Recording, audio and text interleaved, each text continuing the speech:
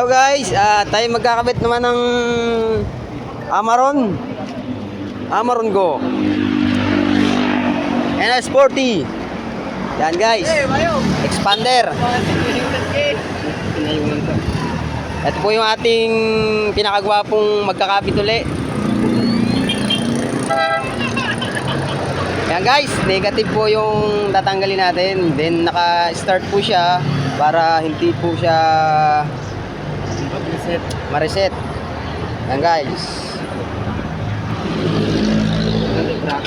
Yan, bago po yung bracket tatanggalin. At iwasan po natin magdikit ang positive sa bakal kasi baka mag-spark. Lalo na po pag na-andar ay mahirap. Ginagawa lang po ito ng mga veterans. Yan. Kilala niyo po ba yan? Yan ang pinakamagaling magkakabit dito sa Amaron. Ano ang sa Paramount. Yan. Paramount. Yan guys, oh. Ito lang kayo sa Paramount. Yan. Sa mga hindi pa po nakakaalam, dito lang po ang aming main. Yan guys. May bodyguard pa po yan guys. Yan. Para po hindi po masyadong mainitan si brother. At talagang baka pagpawisan po ng gusto.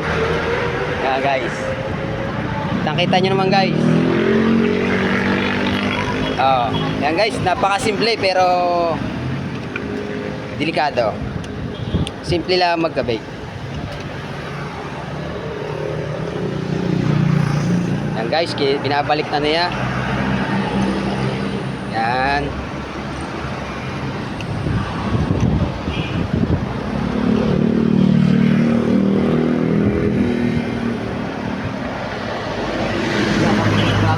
Yan guys, binabalik na, iniikpit yung bracket para hindi po siya umaalog.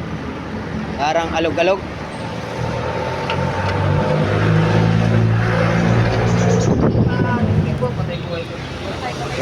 Yan guys, papa-start ulit niya para ano, testingin kung okay na ang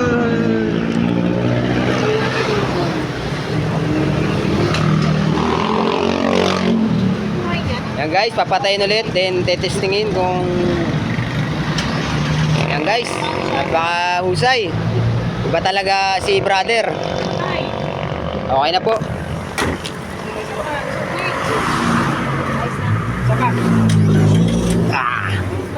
Yan guys. Ay guys, baka gusto nyo bilhin to guys. Extra lang, joke lang.